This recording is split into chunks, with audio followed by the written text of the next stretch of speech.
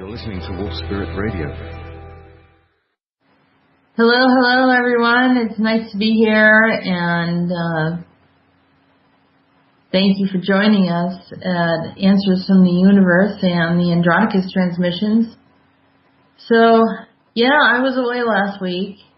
They keep me busy, and I had a week of doing some energy work for the planet, as I usually do. You know, when they call me, Rhodan usually asks me to do some of this stuff. And I'm glad that I do. It always feels better. It seems like everyone benefits. And, you know, new things open up for us, new opportunities, but also some interesting insights come up. So I can't really disclose where I was at, but, you know, just letting people know that I'm here, and I appreciate those that were a little concerned and checked in with me to make sure I was okay, and I had a little bit of some car trouble in the process, but we kind of got through it. And also for those of you that have tried to connect with me regarding sessions, I am back, and I will schedule something with you this week. So I apologize for any delay in getting back to you, or if I missed you, because on occasion when you're on the road, you can't really get good reception and internet. So, yeah, here again, I'm a one-man show. I don't have like a personal assistant or anyone that can contact you. So, much apologies for not being there, and but I will make sure that, you know, everything's taken care of. Just resend a message if we have not connected yet, if I missed anybody. Okay? All right. Well, thank you. And JP, how are you doing today? Well, I'm I'm a bit nervous actually. I got contacted by an old member of, or a member of my old band that I left like 4 years ago, and I got a gig on Saturday with songs that I don't all know. I know some of them. I know most of them, but some of them I don't know at all. So it's going to be quite an intensive refamiliarization week. So yeah, well, that's so. You need a backup here. You know, you're like me. You're a one-man show, and you have to get everything taken care of. I mean, we're as bad as Meetis. So Meetis, yes. Maybe I'll call upon the spirit of Meetis to jam along. Yeah. Make some stuff up. Help you with some melody and you know, remembering all the lyrics, right? Yeah. Well, luckily I don't have to do that. It's the lead guitar that I'll be playing, so at least I don't have to do that. But I have to, like, you know, Hotel California? Yeah. All that stuff, and diddly diddly diddly diddly diddly diddly diddly diddly wee, you know, all that stuff. That bit at the end. So, well, I'm going to fake most of it and try not to play any notes that are out of the key, and see how I get. Yeah, that's yeah. Busk along. Yeah. It'll be better than nothing. Well. You'll do well. I'm you sure. know, I mean, that's what musicians do. They kind of, you know, just pick it up and begin to play. Yeah, I mean, just you know, channel your inner Meetis. Mm-hmm. That's right. Delve deep. Sir. So, there's so much has come in. I mean, I'm only hitting the tip of the iceberg with this one. I mean, we got some really strange stuff happening on the planet right now. There is the reptilian monarch rule throughout the planet is starting to switch hands. And you're seeing that the reptilians are stepping away and the tall whites are jumping in. And I was seeing this, and I got a validation through the ACIO. that this, in fact, is happening. But, Peter the Insider has been talking about this for a while, that the tall whites are having more of a presence. And the other part that goes along with this is, probably about midweek of last week, I was having communication regarding issues of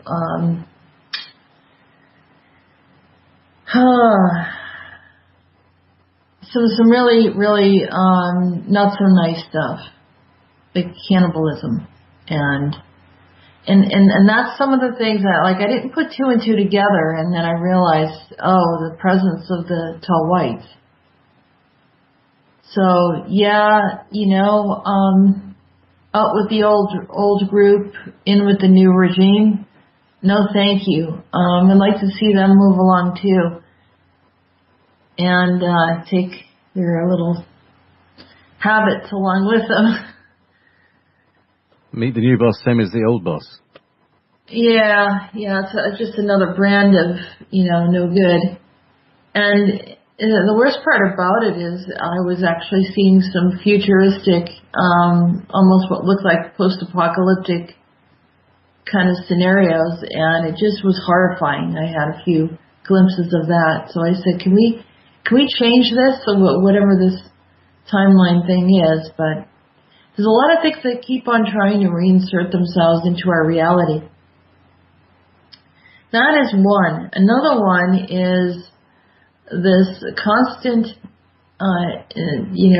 introduction to an AI and AI reality, which has a lot of transhumanism. So I found a few cyborgs in various locations, and they're trying, definitely setting up and trying to reinsert themselves in ways. So I discovered that there was one under, very connected to MIT, and I could see him. He had kind of, part mechanics and part, human body. And I asked that he, be brought back to where he belonged. He obviously came from a future event, but was introducing some ideas of technology that kind of drive humans to a very mechanical world, a robotic world.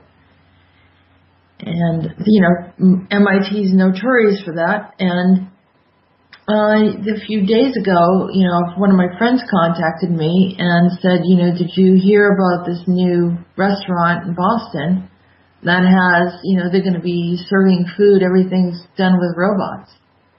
It's two guys from MIT created it, and they're always creating stuff like this, some other way to kind of, eliminate the cost of paying for humans to work, human labor. And yeah, it's not I wasn't really excited about it. She thought it was kind of cool, and I said, well, really, I don't know if I want this as my future. I mean, there's something about having food made with a little bit of TLC, or someone has a little, feeling towards the food or whatever, instead of having it just made by a machine. What made our food wonderful, as a kid is, your grandmother or your mother or your father or someone made something with a little bit of love. It seems to taste so much better. And I can't imagine how cold and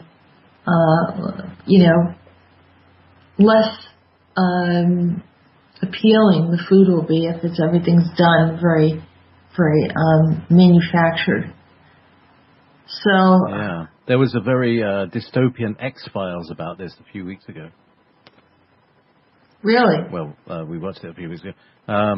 Yeah, it's a sushi bar, automated sushi bar that didn't let Mulder out, and started chasing drones after him, and everything was going crazy. All the automated systems were going crazy until he paid the 10% tip. Yeah. It's like, making a phone call and there's no human voice there, and you're like, please respond, please, say or dial the number. It's always this like very mechanical, cold something. And it will make our world very gray, very, very unhappy if everything becomes this way. But yet, we get excited about it. Why do we get excited about that someone can create a technology to replace humans? I mean, I like innovation just as much as anyone else. But it's going to be a very cold world if everything goes in that direction. And I just want to remind people of that. So I'm seeing that there's a presence of some of these beings from the future here trying to redirect humanity to go to a very transhumanistic way. And I believe they were sent here. I saw at least 4 of them down by Nassau in Florida in kind of what looked like a stasis chamber. And I don't know what's going on. And then there was another one that looked like his body was very burnt. I don't know how to say it, but probably had gone through a fire, and whatever type of replication of flesh there was, it was kind of stuck to the metallic inner body of this cyborg-like being. Very strange looking stuff. So they're doing something. They have been doing something, and they're trying to probably tie into AI grids and communications and sending out waves of thought forms and so forth. So just be mindful of your thoughts. Shut down, delete, uninstall anything that doesn't sound right to you and has a resonance of AI. Okay, so not to be bleak or anything, but that's just something that I wanted to add. And today we're going to have a discussion with James Rink. He'll be joining us in the second hour, and he's going to talk about some of the experiences that he's had. And I'll let him introduce you to what he's been going through and give you some insight in that area as well. So, okay, so on a more positive note, we're going to have a transmission from Rhodan. We'll start with Rhodan first.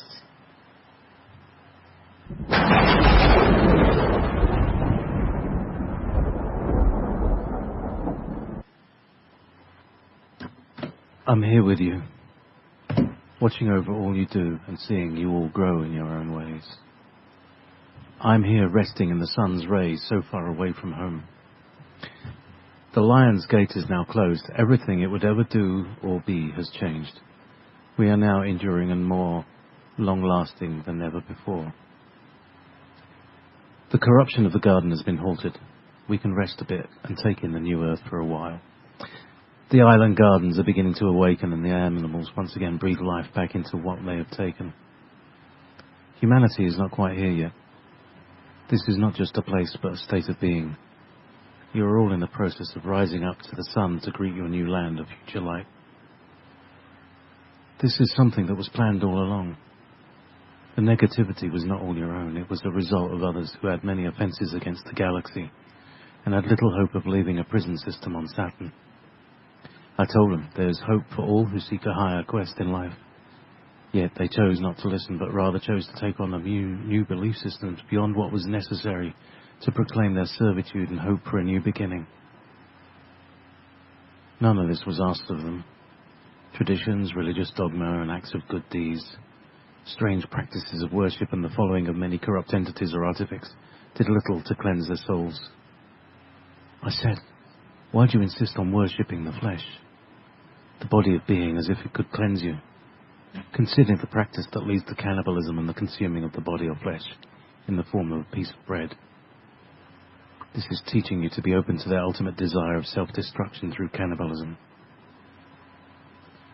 Do you not know that you have been paving the way for this very thing through the teachings they gave you? Humans were not meant to consider these things as pure. Humans were here to know that they are one with the divine, not get permission by a creature from the underworld to exist, to live, to marry, to die, bring forth life. Why give your lives to these things? Surrender nothing that is profane and seek. Surrender nothing that which is profane, and seek the blood of other things to cleanse or desires man to consider. Yeah. Surrender nothing. And don't seek the blood of other things to cleanse. No. Sorry. Yes, okay. Surrender nothing that which is profane, and don't seek the blood of other things to cleanse or desire man to consider the eating of flesh and the profane practices of self-sacrifice or selling of one's soul to the creatures below. They gave you guilt on all aspects of your emotions. They made you feel ashamed for the coming together of humans with a loving expression and procreation. They shut you down when you wanted to have self-expression and the ideas to be unique. They wanted you to align with their thinking so much that you would be dependent on them to make all your decisions. Then they brought this thinking into governments, societies, communities, schools, music, artwork, communications, everything, repeating and inserting the dogmas of their plan into your mind so that you would no longer notice how much of your sovereignty was stripped from you. I've said it before and I'll say it again. You belong to no one but yourselves. You are a light within and throughout your soul essences. Who has the power to judge you but yourselves? Yet they try to convince you you are unworthy in so many ways. Turn the light upon them and see what they actually are. They are not your father or mother. They cannot speak to you like a brother or sister. They cannot embrace you with the innocence of a child. They're not human. They don't represent your species, and we did not send them to you. It was your separation from yourself. You turned from your own knowing and chose to believe or agree with their system of belief because they created peer pressures to submit and agree. When they are removed, there will be a vacuum of information. Then the next group steps in with all their set of rules and guidance to worship them. Once again, it will continue until you begin to see through it all and identify what they are. Barren, corrupt, soulless, and not capable of judging you in any way, shape or form. I know you. I know you as breath is necessary to life. I know your essence is free, untamed, unbridled and free to the core. You should surrender nothing, and I will support you in all of this. The time has come to see through the veils of illusion and don't give in to anything you desire to be free from. The other day I saw the real Tower of Babel. It was talked about, but nothing like the historians mentioned. I see that it was actually a ship, a spacecraft, that had a needle-like structure on the end that was used for communication, similar to a rocket ship. It was extraordinarily large in height and scale. It was pure white and quite decorative architecturally, having many windows or steps, depending on how one might perceive it. It was a way for humanity to go into space, not just reach into the sky. The vehicle was attempted to be used to go after the builder species that created the Earth, or those who had arranged the genetics for humanity. What I thought was interesting, it looked nothing like what history said it looked like, and nothing like a structural building, but rather like a spacecraft. I also knew those who claimed to build it did not. It was an object from what I perceived to be in the fifth dimension, and was able to be used as a vehicle of travel by some astral beings.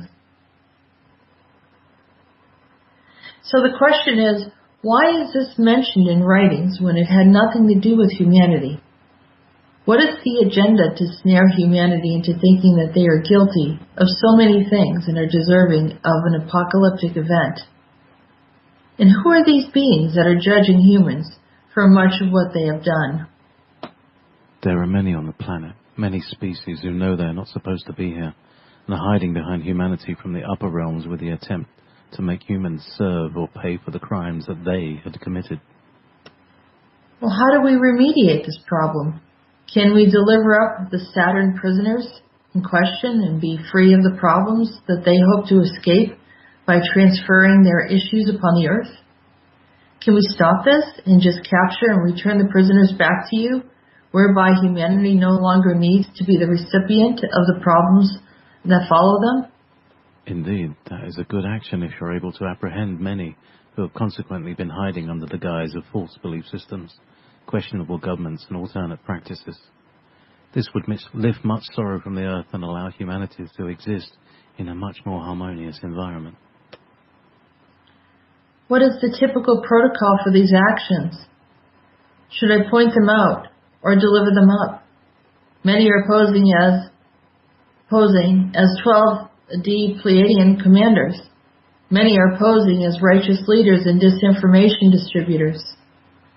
Read me the list of names you have currently collected, and I will assist the planet to live from their oppression. Very well. Here are the names I have to date.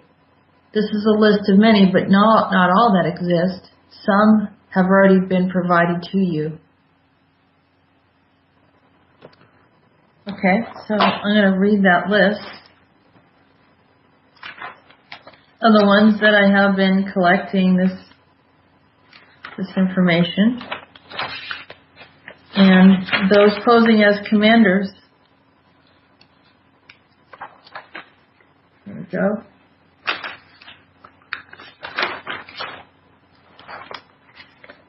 Commander Gote, and that's in Brighton, England. Commander Jared Hope in the Netherlands. Commander Oberon in Cuba. Commander Van Damme in Belgium. Commander Leon in Paris, France. Commander Shea or Seamus in Ireland. Commander Sati Akril in Turkey. Commander Hai in Israel. Commander Kort Wrightson in Denmark. Commander Jacobson in Sweden. Commander Levison in New York City. Jacob Periscote in Luxembourg. Rufus Maximus in the U.S. Commander Artois Banderas in Spain. Leonidas Travares in California. Robert Hewitt in Boston. Hans Bogart in Amsterdam. Elia Porter in Georgia. Commander Isaiah Cartwright in Kansas and Missouri. Commander Belamonte in Monte Carlo. Commander Abadou in Africa. Commander Lido of California. Commander Eli Stone in Germany. Commander Wells Chance in London. Commander Barnaby Good in Yorkshire. Commander Balthazar Foe in Massachusetts. Commander Eli Sortie in Devonshire. Commander Sarge Telemond in Georgia and Louisiana. Commander Aaron. Commander Bass Teller in Friesland. And these are the names that I have to date, providing to you right now, Rhodan. Will you take them from the planet today? Of course, this is the purpose of our discussion. We shall begin the process. I hope that is helpful to you, and will continue to report any other activity of questionable origin. That is helpful. We recognize your interest to assist and help others. Come to me anytime you have a question regarding these issues. Be well and align with the divine within. Thank you, Rhodan.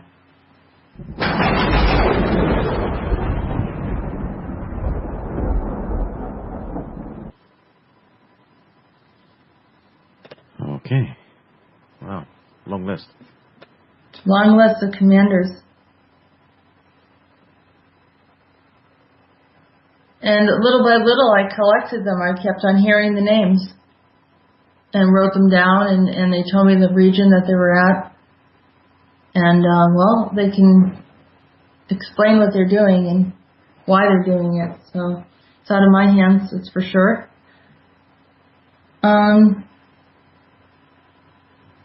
Okay, so the next thing we can go to Andronicus. Andronicus has another interaction with Borkum. So just to kind of give you a heads up, JP. Oh, wow. I'm feeling a bit faint, actually. Anyway, I'll see what I can do. Do you want to have a drink of water, or? Yes, I don't know. I'll see how I go.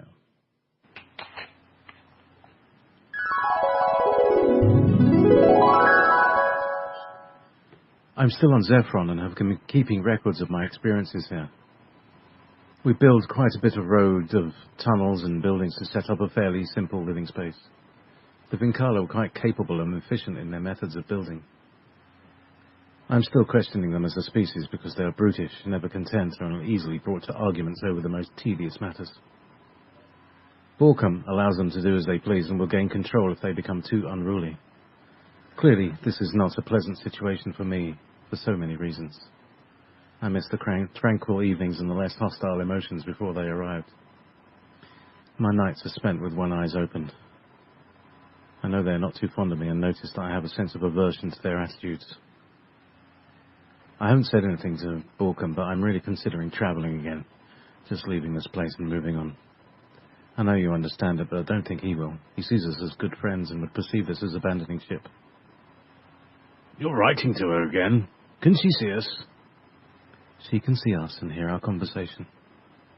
Did she tell you to leave here? I know you listen to what she has to say. You always had a thing for Suma. She understands how I feel, that I need my quiet space and place to be creative. You, on the other hand, always bring noise around and more than I can manage. I like being with you, Borkum, but this planet is starting to get a bit crowded for me. I need to begin another journey now. I think our work is done here. You're probably right, Andronicus. Do you mind if the Vinkala stay here for a while? They seem to like what was built. I heard them discussing other types of building and walls they were interested in making. They don't have much. It would be good for them to focus on doing something positive. I'll be fine with it. Do you want to join me? They need help on Saturn. That sounds like an adventure that I am interested in seeing. I'll let them know I'm leaving with you soon. Tomorrow. That soon? Well, I guess I'll gather some food for the journey. Quarkson, we'll be travelling to Saturn. Keep charge of the rest of the Vinkala. They seem to be a bit stirred up by Draxala. Do you know anything about him? I guess he's quite violent and territorial. Well, I guess we'll soon find out.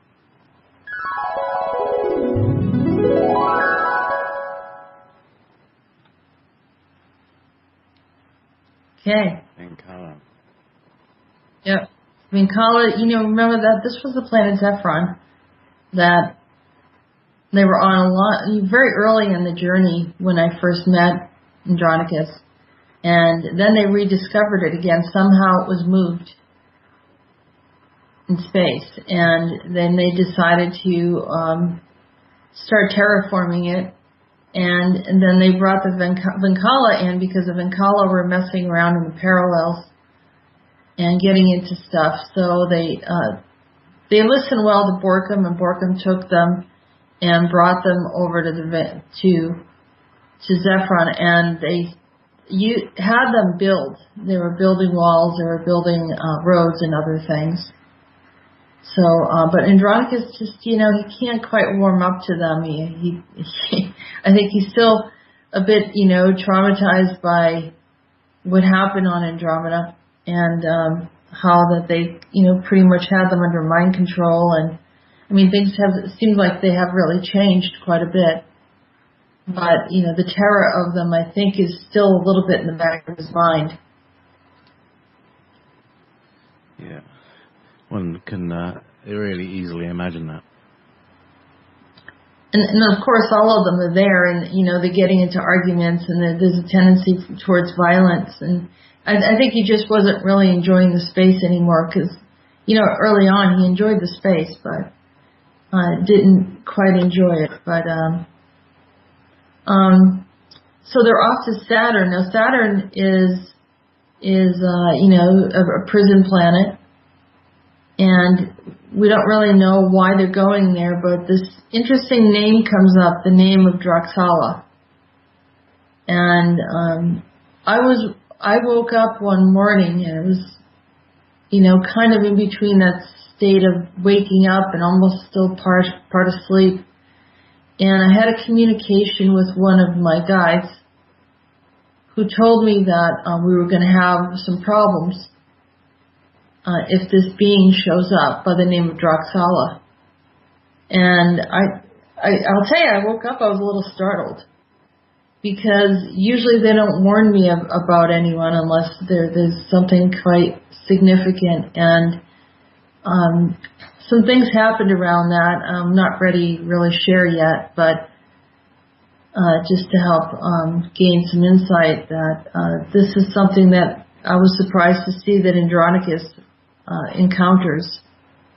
He goes and has an encounter with Droxala. So he's literally one of the prisoners on the Saturn in the Saturn prison.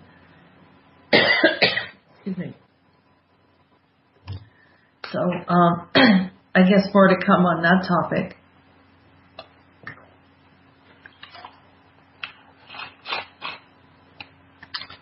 Anyhow, on a lighter note, we have Meetis as well. How are you doing, JP? Did you get some water or something, or you doing okay? I don't know what it is. Had this a few weeks ago. It just came on very suddenly. It's like a rhythmic palpitation. Anyway, I'll see how I do. I'm going to play tapes for the next show, but let's do Meetis and see how it goes. Oh, if you want, we can do a music break. You want to play a song, or just give yourself a little time to take a breath and. No, I'll work through this. Okay.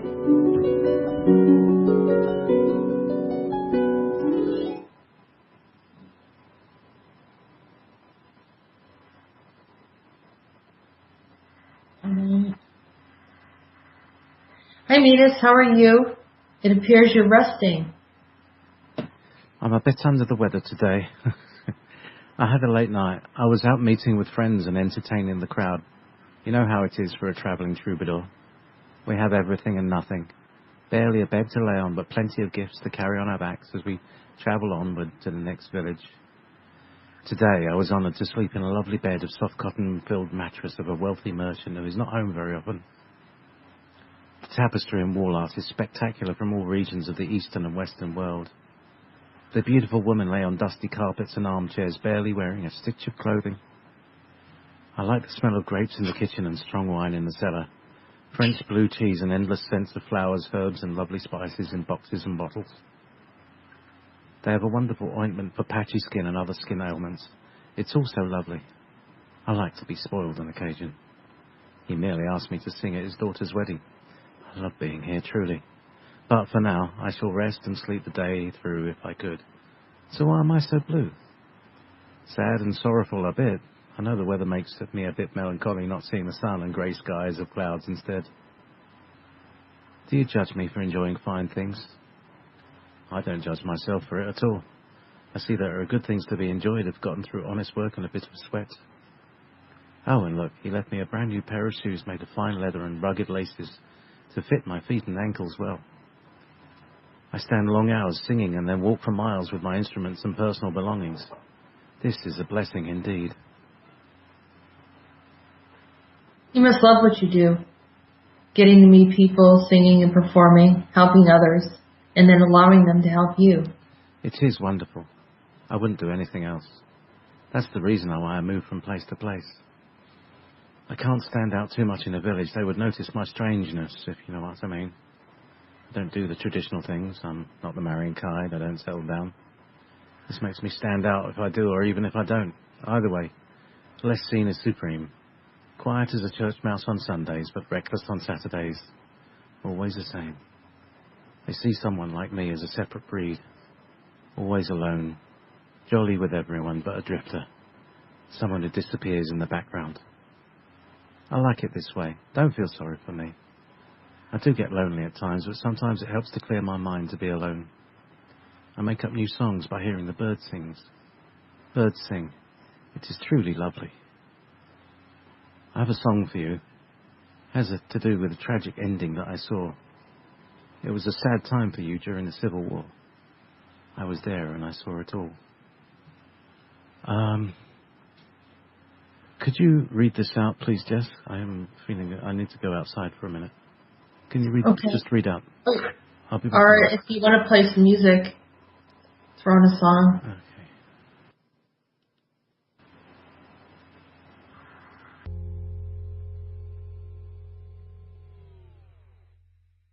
Just want to send out positive intentions for JP. And for whatever is going on, we all have there's a lot of stress out there. There's a lot of things happening on a lot of expectations, and we're all here to support one another. We're all here to be in a place where, every one of us has had our times where we have challenges and weaknesses and sometimes not feeling quite well. So, always be in that place of support of one another. So everyone in the chat, I haven't had a chance to look at the chat, but, if you're there, just sending these positive thoughts to JP. So I'm assuming, JP, are you there yet?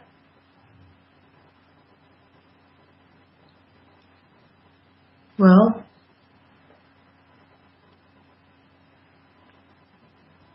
I wanted to give him the opportunity to sing if he was up for it, but if he's not, I can read through the lyrics. And if he wants to read it and sing it again, we can do that. But let's just for a moment, let's send out positive intentions to Will Spirit Radio, to JP, to everyone there in the chat, and all those that are listening in. Let's all take in a deep, long breath and let's send out positive thoughts to the earth right now. Sending out feelings of love, compassion, healing, comfort, sending out healing and all the energies that JP needs right now. We just send that energy to him and send blessings to his household and support for everything that he needs and all his loved ones, those that are around him. I mean, he gives so much, right? How you doing there, JP? Okay. Well, yeah. I'm here. Things are calmed. My heart's still kind of beating really fast, but I haven't got the flush. It was like I was feeling kind of faint. Yeah, Max fainted on me last night as well.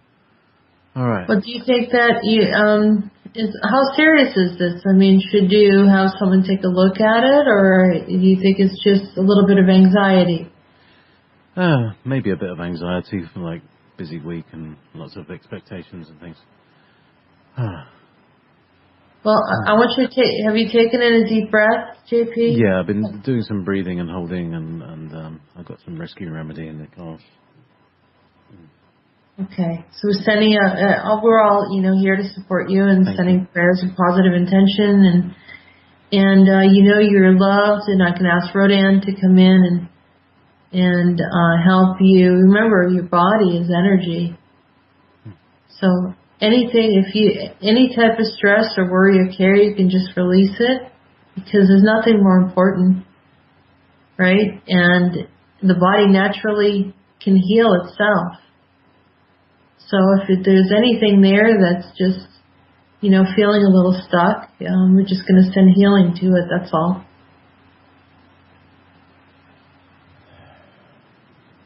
There you go. You're loved and The universe cares about you, and you're doing wonderful work here. Yeah. So thank you. Thank you. All right. So, let's see. It's up to you. You don't have to sing. We can read it through. It might work. Let's see.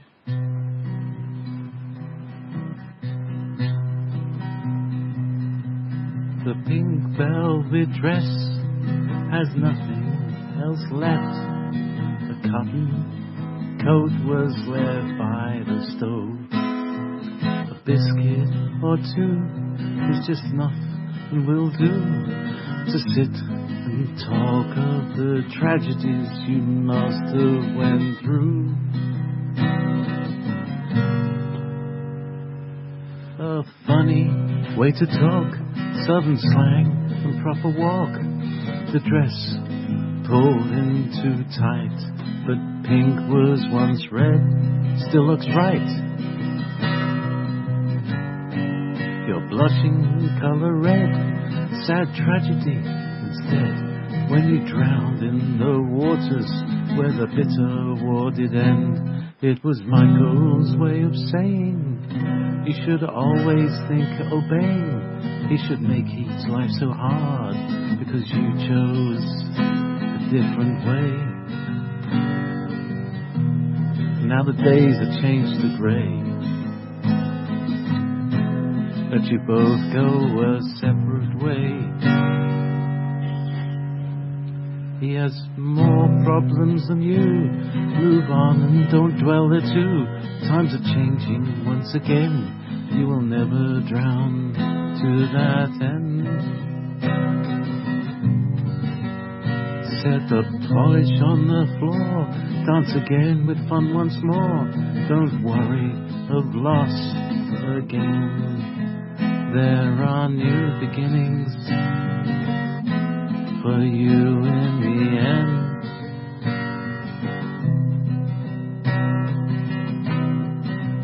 La la la la la la. For many more to see, that positive things are coming. The old ways will no longer be. Try again and don't dismay.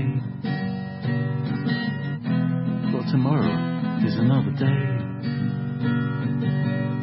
Put on that pink velvet dress. Forget about the rest.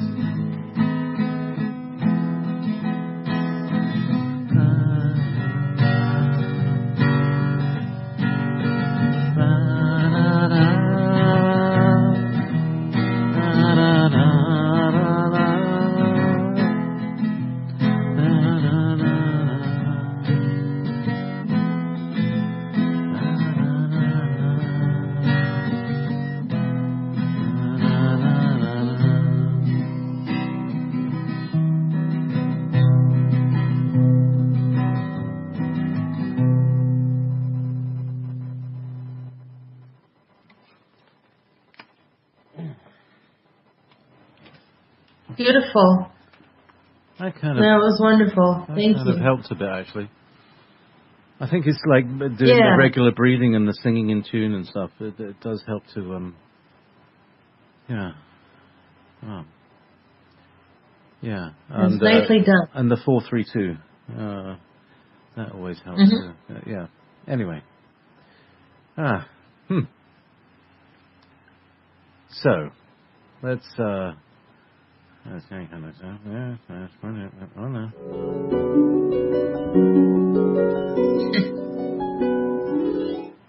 Okay, so let's do our last one, and then we can play a couple of tunes, and then bring your guest in.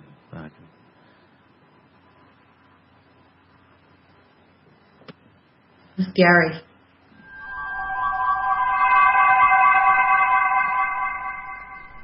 Hello. I feel a bit like a celebrity. People are listening to what I have to say. Isn't that nice? I think so, Gary. They're trying to understand what your perspective of things are. Perspective? Did you say perspective? You mean my own point of view? rather than just saying what people expect to hear. Yes, they're interested in how you see things. I see things through yellow glasses. It has a sharper image and less glare. Today is Monday, isn't it? I have errands to run in my Jeep. I let the roof down to feel the breeze. You have a yellow Jeep? I thought you had a small capsule, space vehicle. Yes, that too. But the pointing things always get in my way. I can't seem to be able to climb over with all the mountainous terrain. Sounds silly, but it's an older model, not as stylish as modern ones. Still, I prefer the retro version. I have a thing for style and manoeuvrability. Tell me, have you looked at the new guidebook sent by the Lindvich? No? What was the verdict? Well, no verdict, but a lift on the chocolate van to Jupiter. Your friend Devin turned out to be quite reasonable in his request, so they decided to provide chocolate and other items on the off-world settlement on Evendite. You don't even know about this yet, but it's a progressive city with many bright colours and tonal sounds with happy, fun expressions like Evendite for pleasant life, or Colour Moon begins in June. Step up on a purple-yellow rainbow and pleasant light of Evendite. Turn down the sun for fun and dwell in colours by Saturn's numbers. You see, all the roads are on a colour grid. It's fantastic. I go there often, dance to the tones and swim in the vapour rivers. It's very good for your skin, you know. Well, that sounds really amazing. I hope to go there sometime. Oh, you will. Does Jeremy know about it yet? The chocolate issue. He can hear you, Gary. Oh, so, Jeremy, why don't you take a splash on the planet now? It is free of raptors, sea sponges, and strange fuzzy mushrooms, just as you requested. I think he's pleased to hear that. Did he request some of these things? Absolutely. He was quite specific. I'm not sure he knew we heard him. He goes there often in his sleep. Very well, another good deed. And a fun location to spend holiday. It is really very popular. You will see. Farewell for now.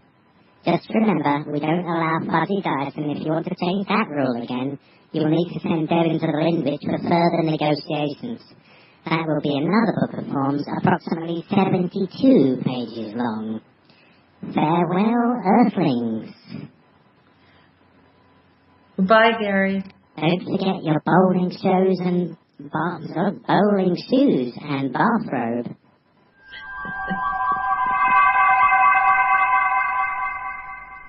Just when I got over my chocolate addiction.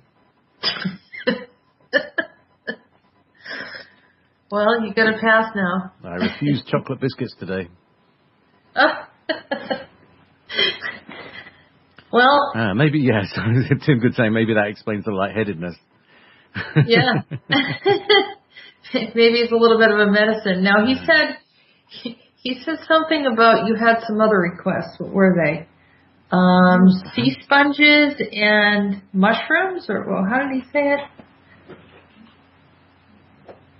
Let's see. Oh, it's free of raptors, sea sponges, and strange fuzzy mushrooms, as you requested. Fuzzy mushrooms.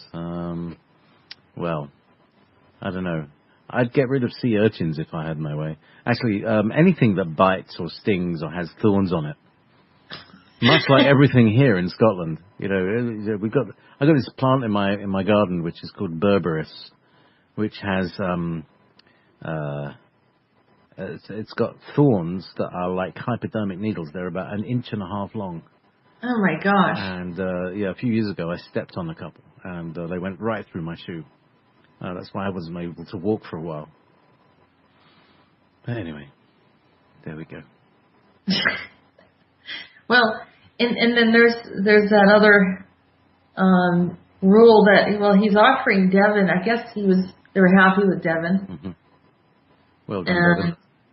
Well done, Devin. He doesn't care for fuzzy dice, he says in the chat room, so that's all right. Yeah, well, we don't allow fuzzy dice, but I mean, maybe someone does. So, yeah.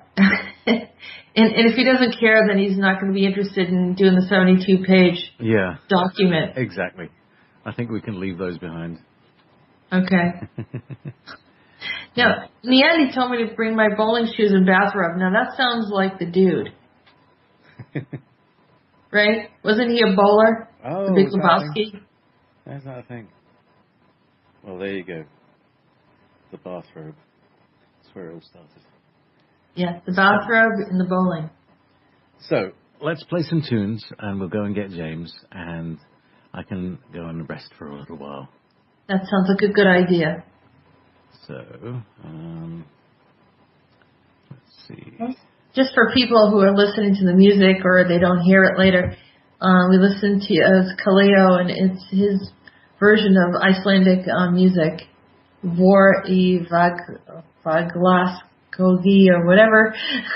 Sorry, it didn't help. And the Lumineers Submarine, and as well as Nick Drake, Riverman. Coming right up. Okay.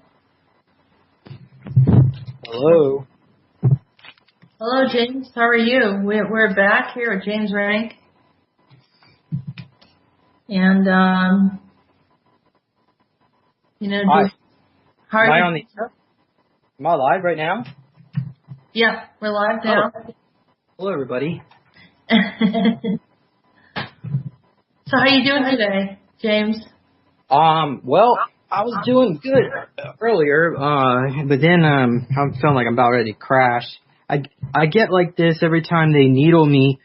It's like in the morning when I wake up and I've been needled heavily, I feel really good, and then later on, then I just feel like I just want to just crash and collapse, or not collapse, but just really tired, fatigued, and like in a daze. But you showed me some pictures this morning that you were MyLabbed or something and abducted on some level, and you woke up and you had a needle marks in your leg. And a laser cut mark, 2-prong needle marks. There were multiple marks. I mean, I do get that on a regular basis, but that was a little bit more activity than usual, and I don't recall what causes it. I just know that it can't be any kind of pets or any kind of insects or no. I mean, I don't have bed bugs. I was actually sleeping in my dad's house last night, helping him out. So it didn't really matter which house I was in or where I'm at. I mean, it's happened when I was on the airplane one time. I got needle marked in my nose. They took a scoop mark, and it also happened when I was in a car. So I just want to mention to people in case they think that I might be scratching myself or something. I mean, of course, Jessica, you saw the marks. You know that you're not going to be able to scratch yourself to have a 2-prong needle mark. It's not possible. So, and this is part of, we had a discussion about it. I also talked to Peter, soon after you and I had talked, regarding, because they have you doing different types of super soldier work. And, some groups deal with you different than the other. You work with the ACIO, but then there's another group that you work with that are not as mindful of what you need. So then you have to go through this experience. Yeah. Well, I think when we looked, or at least when you looked into it clairvoyantly, you saw that I was on a submarine. You saw that it was props Monarch, and that I was taken to a sea base where there were portals. I might have been sent through these portals. Mm-hmm. And there might be the possibility that I wasn't just gone for a few minutes or a half hour. I could have been gone for years, although we didn't look specifically into that. Perhaps we could now, or if you wanted to explore something else. I mean, there's a lot of different topics or directions we could take this. Or I don't exactly know what the agenda is. I know we just sort of just went into this head on. Yeah. I mean, well, we can look into this because I do find it interesting, and I have mentioned this to you before, that there are times when I've talked to you that I felt like you almost had changed, like you'd been away for a while. the way that a person is like you haven't seen them in 5 years. Oh. And it wouldn't have been that long, maybe a couple months, but, I'd noticed that there was like this, things had happened or something, that feeling. So that the activity that they're doing with you is quite intense. And like I said, there's 2 different groups that this is happening. And you said something about being in a cube 13 or something like that. All right. So this was another interview video that I'm going to release soon. I do want to apologize to the audience members. I am backlogged on video editing. I've got 2 videos with Jessica and Peter that need to be put out. And the third one, I just did this with Adrian, who does some channeling from on my show as well. And Adrian, in this particular show, we looked into Lincoln Clay. We asked him to help communicate with us. And Lincoln Clay is what has been put in charge of the so-called super soldier army. And he is, as far as like what kind of group or division he works for, apparently what we got was he was Illuminati, and that they have their own, I guess, I assume there's a good and there's a positive and negative side to the Illuminati, I suppose. I would like to think this is the more positive side based on what Peter says.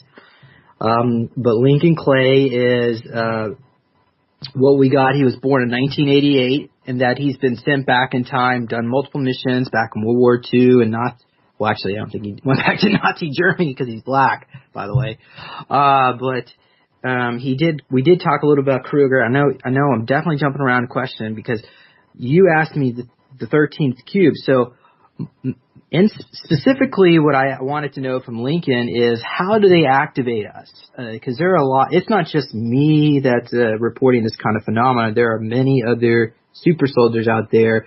And I've always wondered if perhaps maybe our consciousness is being projected into a clone body, which I think they can do, and I believe they do that as well. But I also get the feeling that they actually take our physical vessels and shoot us up with some kind of femto technology so that we can actually physically shapeshift into whatever being or creature that they deem they need from us. So the procedure, basically what we saw goes as follows. They pull us out of time, and they basically, I guess, almost like stop time, teleport you out, and then you're immediately taken to this facility where there is what we saw, or is what they call the 13th cube, and it actually looks like a pyramid, so I don't know why they call it 13th cube. Well, I didn't get to that, but apparently there's crystals in here, and there's, I think they might give you some kind of injections to help with the transition, because when you go into this chamber, you actually can shapeshift into this so-called super soldier. You might grow bigger muscles, stronger. The actual suit could be part of your skin, so you have a skin-tight suit that's actually is your skin, per se. Not really is your skin, but is attached to your skin. And then your soul consciousness is outside your body. So while this is taking place, it's almost like you're having like a near-death experience where you're sort of hovering around your body, and you're conscious. You're watching what's going on with your body. Suddenly, your body's just totally taken over by this cyborg AI, and memories are implanted. It's totally controlled by it. What we got was like a computer, an extremely advanced computer. That I guess data bytes is what they call it. I'm not even sure what a data byte is, but that's what this reptilian told me that worked on these projects. And by the way, we also saw a lot of reptilians in white lab coats. They would have a tail. They would sit on their tail by computers while they program new memories. So, yeah, and then after, I guess they would use you for a certain mission or whatnot. And of course, Jessica, you said that perhaps that not every group has these reptilian scientists. Probably the more negative group has that. What are you visualizing as I describe all this? Well, I'm seeing that you. I saw Afghanistan, and I see that you did a mission there, and I'm seeing you with a lot of like rescuing children in different places. One was in Afghanistan, another place was Syria. There were, I think some of these were children related to Monarch. Some of them were related to sex slave. That whole industry. So I don't know if it's with specifically with Lincoln Clay or some others as well, but they're showing me that part. But as far as like being in a laboratory, do you see reptilian scientists around us, or human personnel, or perhaps something different? I see a reptilian, and he doesn't want me looking at him. He's wearing a lab coat, but he's not happy that I can see him, and I'm assuming that he expects that this is discreet and doesn't want the details of what they're doing. But that's one of your alternate groups that have asked you to help. Yeah. Right. Well, as far as this group of these reptilians, what I was able to pick up from them is that they don't really view us as people. They view us as objects. Toy is another word that came up. Something that's disposable. But they do become attached to these objects, but not attached. Maybe attached like a reptilian would become attached to a prized sword or a prized gun. In that way, but not really emotionally. I can't really say that because I know some of them have emotions. I don't think they would actually admit to it, but they probably are somewhat attached to their toys. But they don't really view us as equals like we would. A lot of humans view other humans as equals. Not all humans view is that way. But the point I'm trying to get here is that we as a conscious being, we as super soldiers, are not able to control our physical vessels when we do this, apparently. Now, I say that as apparent because from what we were able to pick up, I was part of this original group where they would send they send me on a mission, and in this particular mission, they wanted me to kill somebody, and I decided not to do it. And it freaked them out because that means I was able to control what it is they were doing to me, and I'm not supposed to have control over it. So they immediately disassembled me and put me into Project Abandon, which are basically a group of defunct super soldiers, people that they deemed unsuitable for these projects. And once you get put in a Project Abandon, that's when your life is pretty much made miserable and like hell because ultimately, what they realize is they can't just keep us an underground base and put us to these programs where they mind wipe you and then put new implants and new memories in there and just keep you as a slave. They realized they had to give me a civilian life, which comes into Project Surrogate, where they inserted me into a surrogated family. So that way I'm able to live my life as a civilian, at least until I realized, well, not at least, I mean, they still do it, but eventually I realized what was going on. And my particular situation is so unusual and so complex that there's very little I can actually do to get any kind of help. Because, in my opinion, I don't think what they do is kosher. But, I mean, on one hand, I'm grateful that I'm helping people. But on the other hand, I'm also upset that these negative groups have got a hold of me. Because I do want to mention this because I talked to Peter about some of these super soldier groups. Is, for instance, there was a group of Andromedan children that needed to be rescued, and I commented to Peter, so why would they recruit us, humans, on planet Earth? I'm assuming we're on planet Earth when we're doing these missions. Right. To rescue these Andromedan children. And Peter commented that the Andromedans do not they're like pacifists. Right, I was going to say, because they're not violent. That's right. In order to train someone to do these type of things that we have to do, they have to torture us to some degree.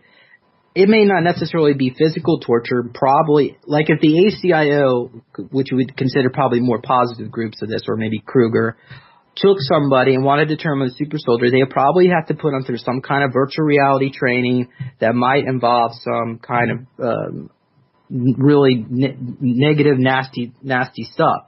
But that doesn't necessarily mean they physically would torture people.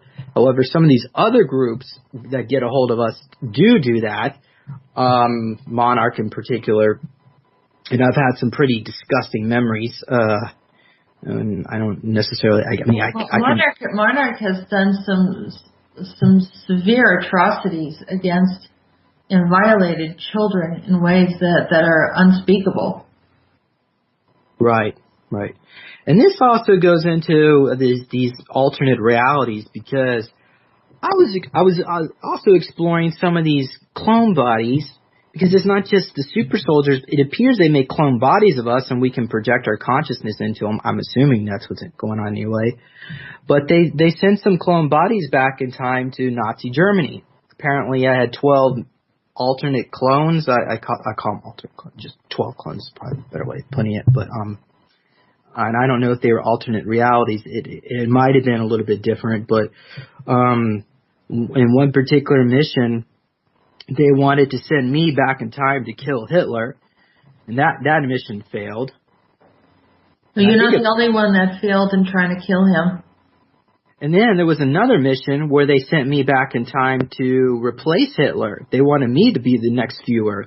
Did I say that word? Führer. Führer. I know, it's kind of a weird word.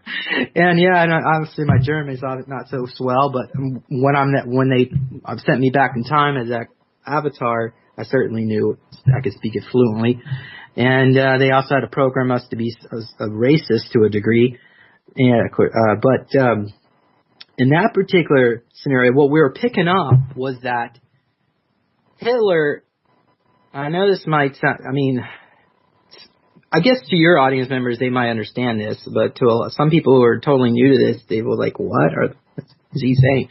We often talk about, the time-traveling Nazis, because JP and I had this discussion earlier about how I was having visions of Nazis coming up through manholes in New York City and then seeing them in high-rise buildings as if they had some kind of office. And I couldn't shake it from my head. I kept on seeing them in different locations, but at more present time, but I knew they were from the past. Right. And that sort of opened up some things, and we had multiple discussions. So, yeah, we're open to the whole idea that they're kind of, the Third Reich has been in our present time. So go ahead from there. Okay. So this is what the timeline should have looked like. Hitler was a good guy. Then it appears Monarch Solutions from our present era knew that the benevolent, positive Hitler would have killed Paul Serene. He actually did. In the Nazi Germany, where the Nazis took over the United States, I guess they created New Germany, whatever the heck it's called now. They went after all the Monarch bases, closed them all down, and Hitler personally killed Paul Serene, the head of Monarch Solutions.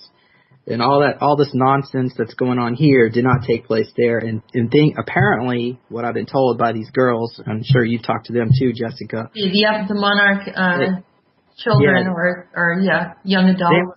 They were opening up portals to let some of these Nazis go through, and they were claiming these Nazis they'd been in that timeline, and they said it was actually a really wonderful place. I don't think they said that they weren't racist towards the Hebrews, so I think the amount of racism over there doesn't exist, like we know it today. But when Monarch created this clone of Hitler, they made him demented and twisted, and then that's why everything fell apart over here.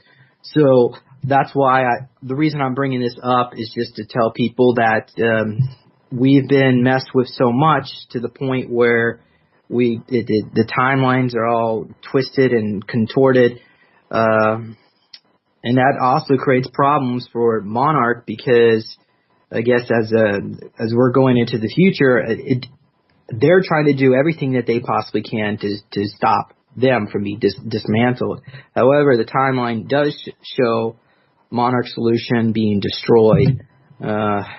I forgot how it happens. Did you talk to Maxine about that? How How No, she didn't tell me that they get destroyed in the future. I imagine, but they are losing power, and we had a discussion about that. A lot of our discussions with, these kids went through heavy trauma, and then they were the cortexiphen and some other things, the drugs that they got them hooked on, and so I was talking to them when they were going through withdrawals and having some other types of experiences, as well as trying to correct some of the things that they were forced to create while they were there. And and then the newest topic, not so much of what happens to Monarch Solutions, but what's going on with Meghan Markle has come up. Who? The fiance of Prince Harry. Oh, okay. And so, there's a lot of things happening right now. But I don't know. I don't recall what they foresaw is the end result for Monarch. But Monarch is losing power. That's how a lot of these young adults are getting freed from there. And that did show that I saw you kind of participating in that and helping these kids. Okay. Now, earlier today when we were discussing about this mission that I went on last night, apparently. Now, you said that you saw me on a submarine and perhaps underground sea base in these portals. Now you say I was in Afghanistan.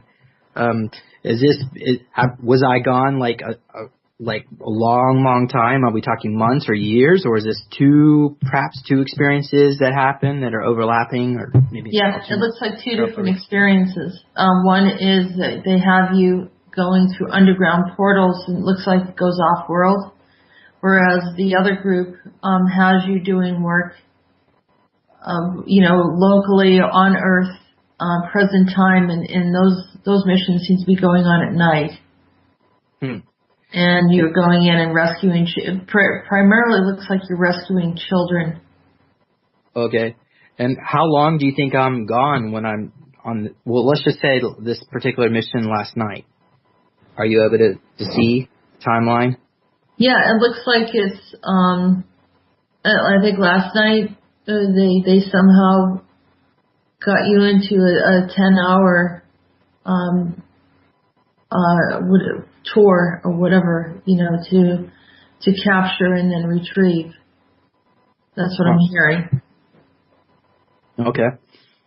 So it might not have been literally 10 hours, but somehow going in through time space, that they're able to set it and then have you do your mission and then come back, and no one notices that you're not really gone. Now, as far as these needle marks and injections, was this perhaps did they shoot me up with this to help me with the shape shifting back from a super soldier to my civilian form, or perhaps were they giving me something to mutate my DNA or some kind of biobots? What do you think that's about?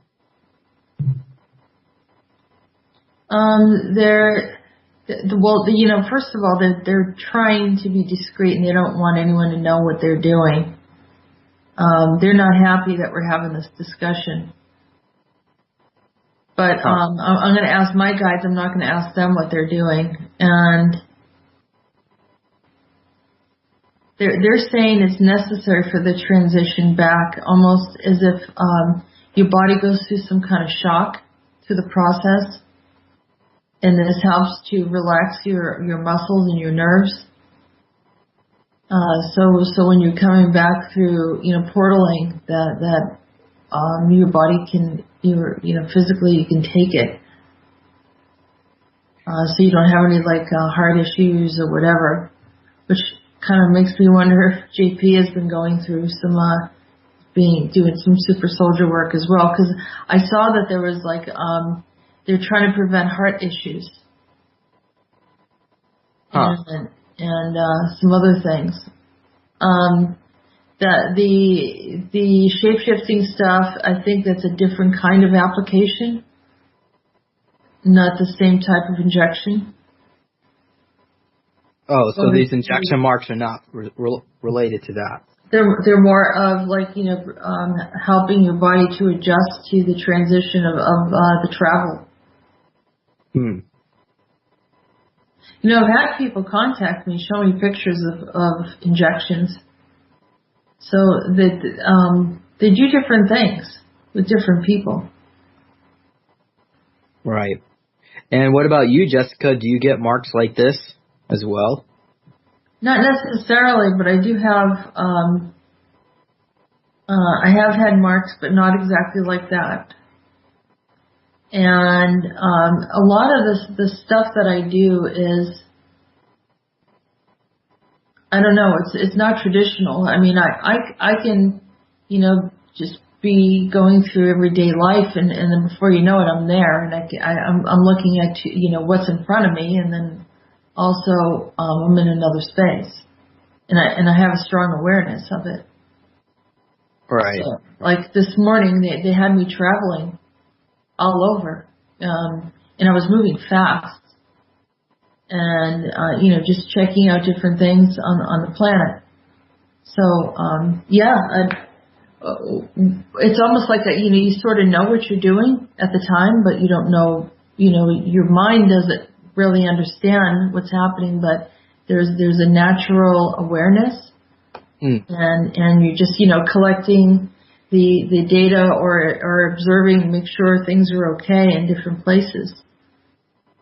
Right. But yeah, it was like I was kind of like Kruger-like, kind of moving really fast and traveling, and I was looking at landscapes and buildings, and there was actually, I think something happened in the timelines, because I saw this road and there was a whole row of different houses, and so there were small houses like cave houses, and some of them were different colors, like red and kind of a little bit on the bright side, and not really bright, but kind of not like traditional white or gray or whatever.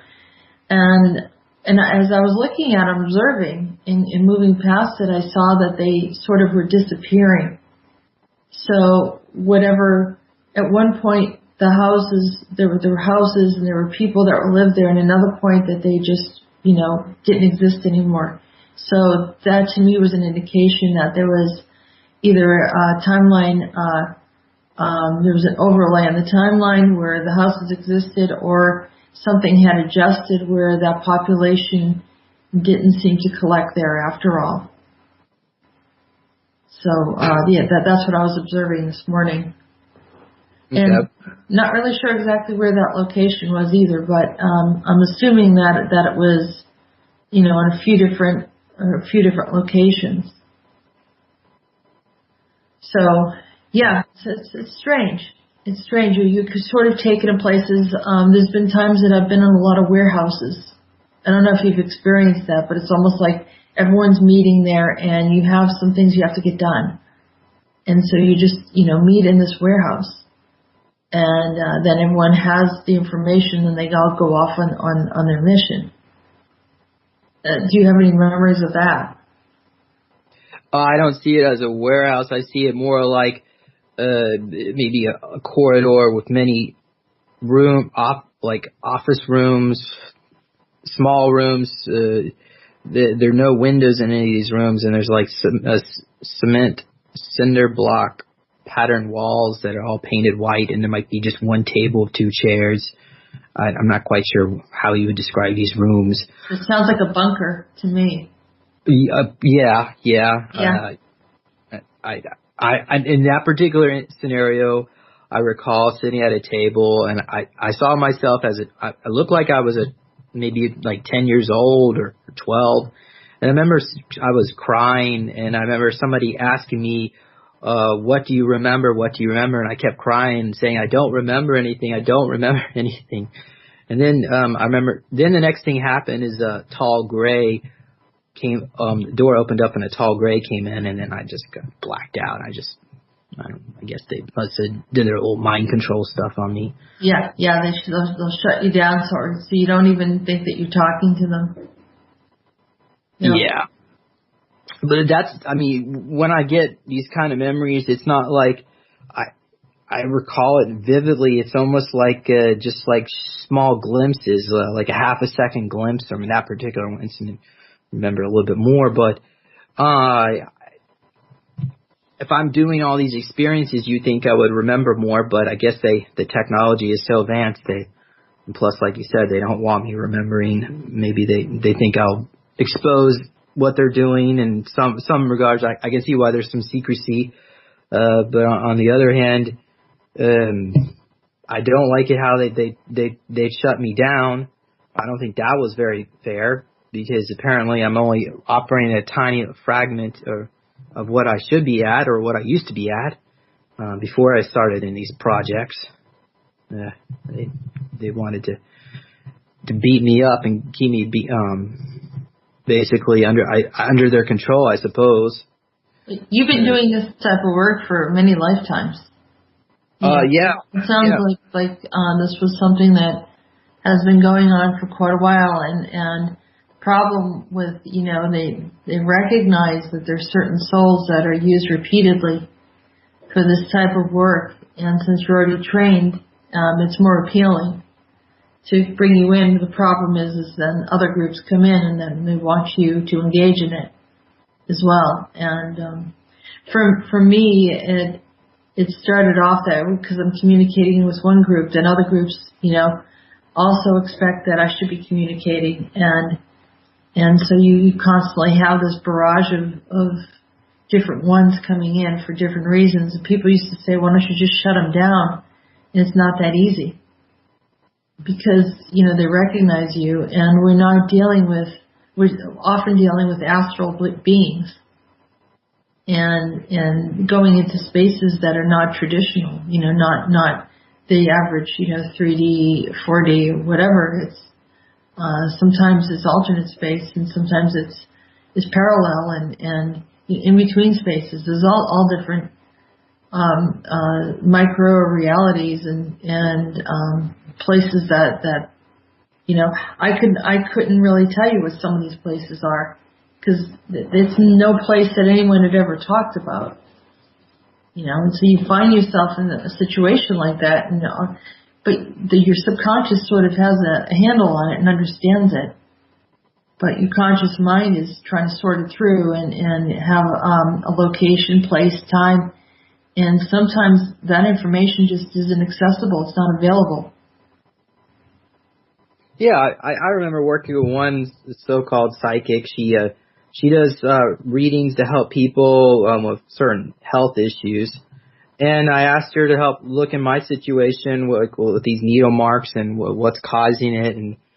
And when she, I guess, once she realized it was my lab, she said that I need to stop talking about it. If I stop talking about it and bringing the thoughts to my awareness, because I'm attracting it to myself. And I told her that they take me to a cloning lab and replace me with clones regularly to erase my memories, because I'm constantly turning back into my super soldier form, and just not thinking about it. That's what they want me to do, is not think about it, so that they can pretty much do whatever they want. And matter of fact, a lot of my labs out there who are going to these projects, who are not aware of what's being done to them. Their memories are being wiped, but they still have the health issues associated with the trauma. A lot of these folks basically self-destruct once they get to a certain age. So it's actually important that we explore this, we recognize it, and we try to release it by letting go of the trauma. But that doesn't mean we should hide under a rock or something, or just pretend like it's going to go away. That doesn't work. It doesn't work. I mean, for years I had visions of things, and I thought if I ignored it, it would go away. But it makes it worse sometimes, because you're not having an awareness of what's actually happening around you, and you're ignoring certain things that are allowing you to see that there's, it's like a warning or a protection sign. And if you're not paying attention, you're going to miss it. And if you're already being pulled in and, it's beyond your your understanding is somehow there was an agreement that you're a part of the system to assist and help, then you follow through with that and try your best to have an understanding of it, whether it's, journaling or writing down and have an understanding about it, and communicating with others to verify it.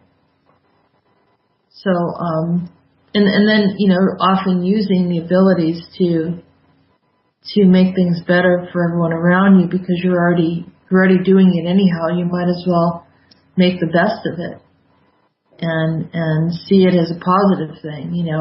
I'm sure that those kids from Monarch are very grateful that you reached out and helped them, and the many other children that you helped.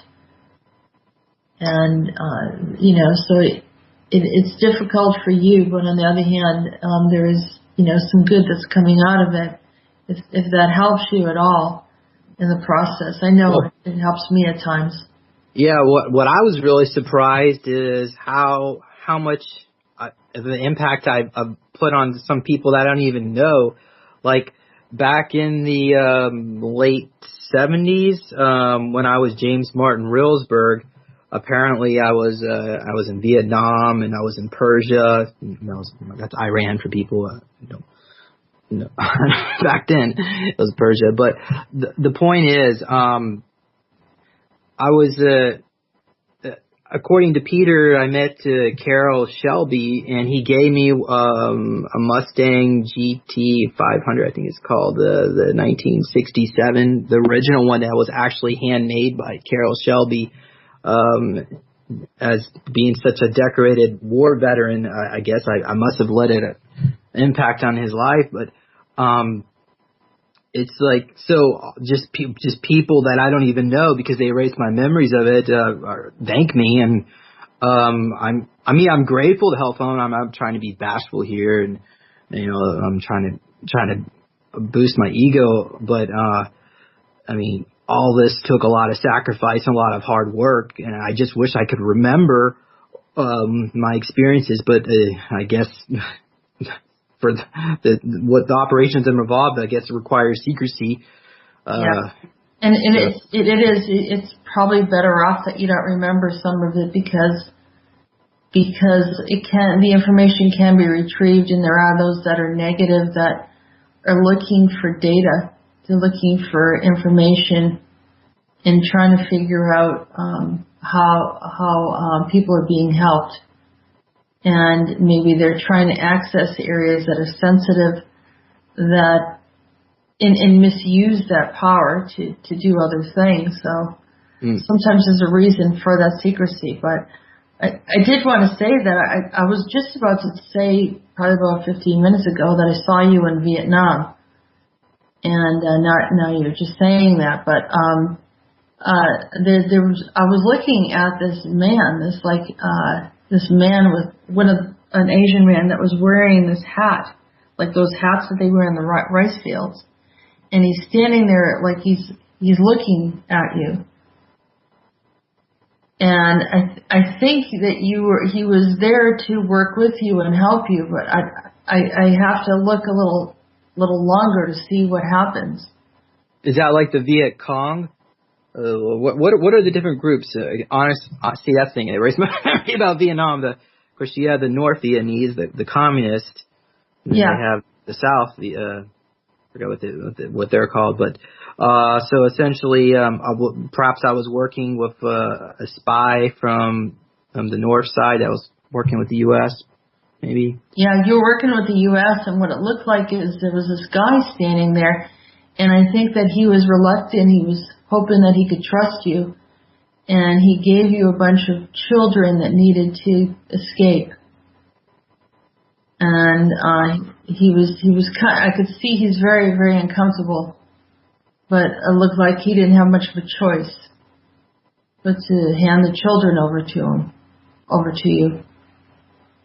And of course you did the right thing, and helped them out. But I could I'm just feeling the tension watching him, because he's kind of standing there and he's like leaning from one side to the next, and he's got, that hat on that they wear in the rice fields. It's like woven, sort of, Yeah. but it's a little pointed on top, but round, big and round. Mm-hmm. And the children are hiding kind of like underground a bit, kind of some area that's a little dug in, and they're pretty young. They look like, maybe 4 or 5 years old. Well, do you think when I was James Martin Reelsberg, I looked similar to what I look like now, or did they like totally change my DNA and put me into a different clone body? You have a different body. Your hair is brown, like it is now, but My features are different. Features are different. Yeah, face is a little bit more square. And hair is a little different.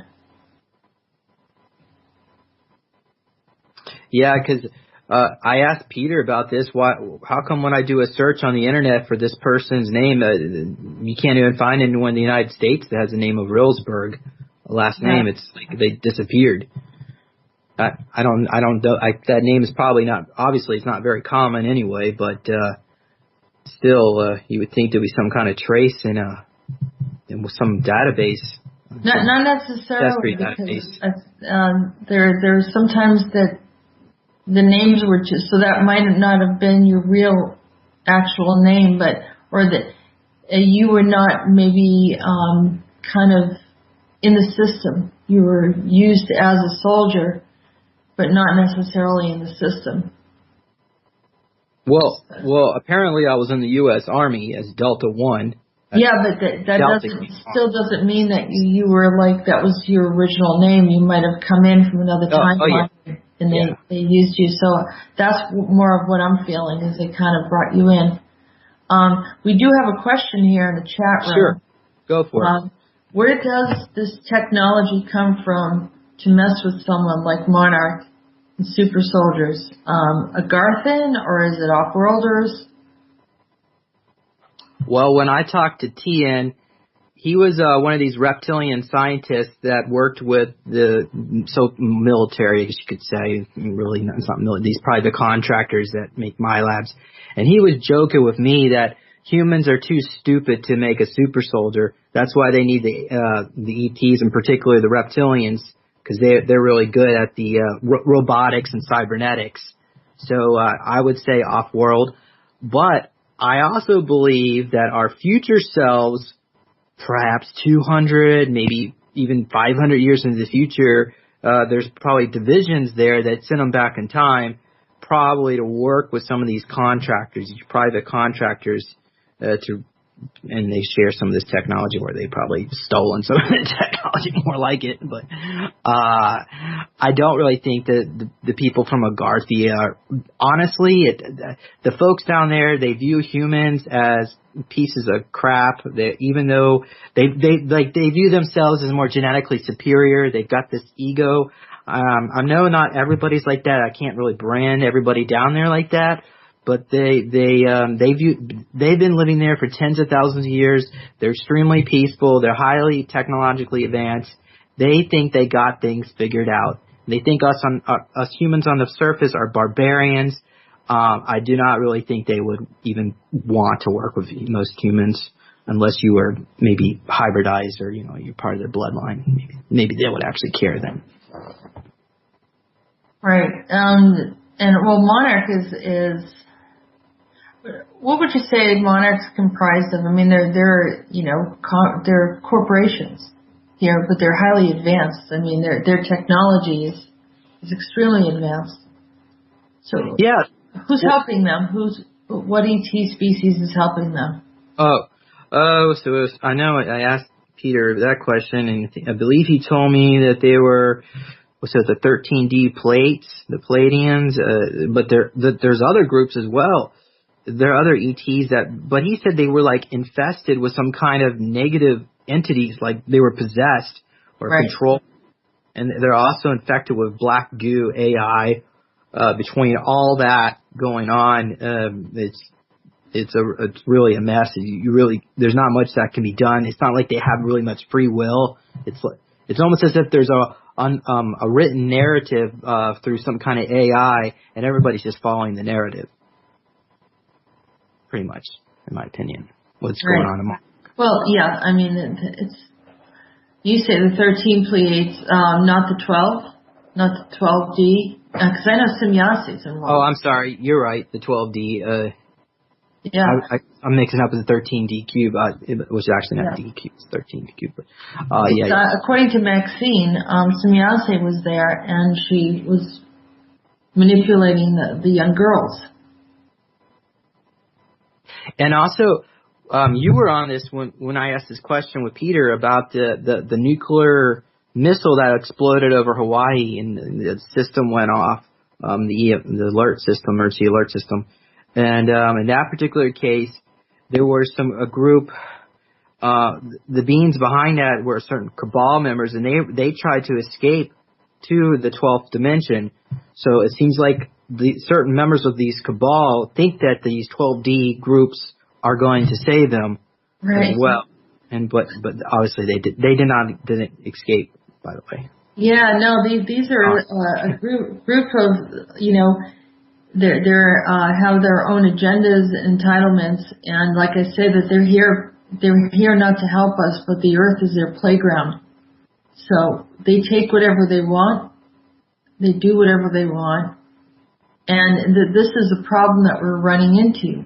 And then they turn around and say that they're here to teach us and give us wisdom and knowledge and, peace, love, and light. And, meanwhile, they're taking from humanity and assisting in this whole, control system that they're trying to roll out, this whole, one world order. And, all of them involved, they're not, it's not just one group that's involved in this. There's a few of them that are working together to try to, further compromise humanity and have them chipped and controlled so that they can continue using the earth as their playground. And, this is some of the problems that I've been having with it. And so Monarch Solutions is a group of entitled, at one time humans, but, clearly compromised humans, and who have amazing abilities that are beyond human abilities and are able to do all sorts of things and have been literally manipulating time-space and timelines and trying to dictate our outcomes. So,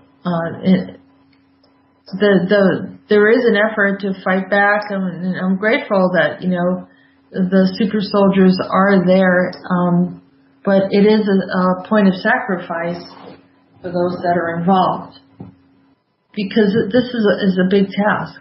There's a lot involved in it, and even some of the very gifted people were still trapped there. It wasn't easy to get out, that something else had to happen. And what I think happened was they began to lose power.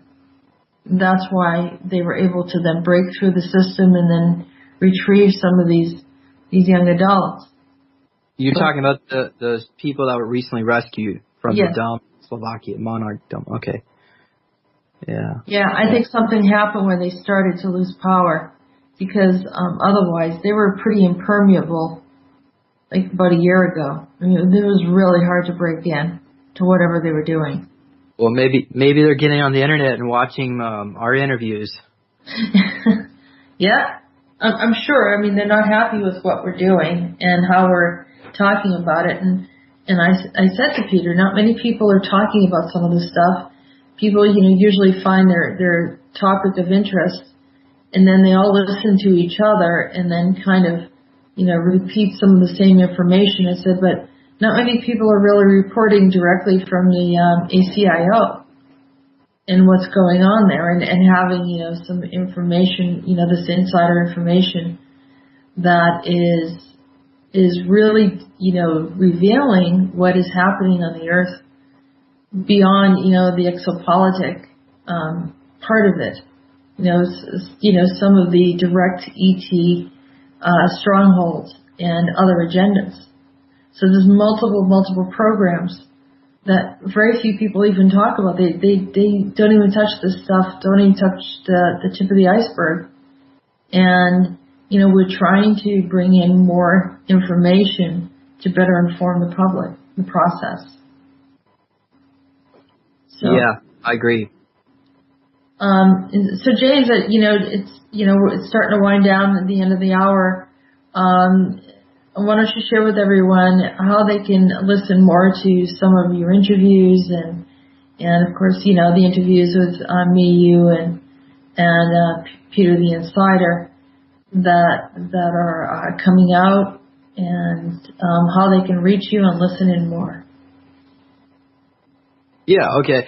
Please visit supersoldiertalk.com, and on that website I have not only the Peter the Insider interviews with Jessica, myself, and some, of course, many other interviews as well. There's other content about super soldiers and my labs, and I try to stay within that field of research, mind control, and so on. And also be sure to visit neologicaltech.com. That's NEOLOGICALTECH to check out some of the meditation tools that I manufacture. I actually hand make some of that stuff by myself. So, I do have some helpers help me out, but the tools will help you relax and help integrate you through meditation, which you should be doing anyway, whether you have a cube or not. Of course, my interviews are on YouTube. You can check me on there, supersoldiertalk.com. You can do a search for that. And, so the truth is, in my opinion, the truth is getting out there. And I even commented to Peter about this recently, about some of the stuff that Peter talks about is just, to me, it's so crazy. But other people reporting the same thing, I just can't deny it. And somebody came up to me and said they had a session. I'm going to be real quick as possible. They had a session with Peter, and Peter said he was on Mars, and he just thought that was just craziness because he couldn't have spent 20 years on Mars. And then another psychic came up to him and said, "Oh, you've been on Mars. You've been on Mars." And so now he's a believer, and so he says, Peter was right, according to all these other psychics and clairvoyants. So, you really can't deny that when you have multiple sources saying the same thing, unless you really want to have your head in the sand. A lot of people would do that anyway. So, well, the ACIO, which is an acronym for, I always get this mixed up. The Alien Contact Intelligence Organization, also known as the Advanced Contact Intelligence Organization. They were the only ones that could accurately tell me what happened to me when I was a child, as far as abductions and different species, whether it was Pleiadians and some others that were interested in contacting me when I was a child or being around me, and also some of the MyLab activities. And I was always very confused. I had a strong awareness that something happened, but he was able to explain it. So after that, I was convinced, because for years there was no one else that had an understanding about what happened to me. And many of the things that I see, I've been seeing a lot of activity with tall whites since the reptilians are starting to lose some of their power. But, I'll see some of this stuff and then I'll check it out with Peter and he confirms it. So. Yeah, it's great. Yeah. And so many people have been contacting me asking to help them get in contact with Peter. And Peter's just so busy. So I've been telling people to contact you, Jessica, and Adrian. And I like to get more people on board, maybe regressionists and other clairvoyants. But we really need more people out there to help these other people try to recover memories and this and that. But I really don't know what to do. Maybe do a show about that. They'll find their way. And at some point, maybe we can do a show where I can, because I have the insight and I know how to help people that are in that situation. It's just a matter of you can only be in so many places at one time, and that's the issue with Peter too. Right now, they had him doing missions. They've been having me doing missions, and you've been doing missions because of some critical things that are happening on the Earth right now. And so everyone's been very, very busy, but there is downtime, and I do try to catch up with everything. So I do tell people, just contact me. I will get to you. And if I can't get to you right away, just be a little patient, and we'll make it happen. But it would be interesting to do a show where we can have people call in or send in a question, and I can take a look at it and give them some insights. So that might be interesting to do sometime. I agree. Okay, so well, I just want to say thank you, James. It's always great, when you come on the show. It's another way for the public to hear and learn more about what's going on, and also, I highly recommend your show. That people can learn a lot about some of the cutting edge things that are happening with that's bridging us between the ACIO and humanity right now, and of course the Council of Five and so forth. So thanks for coming on, and I'm looking forward to see the videos when they come out. And stay tuned. We'll be back again next week. Thank you everyone in the chat room. Thank you, JP. Hope you feel better.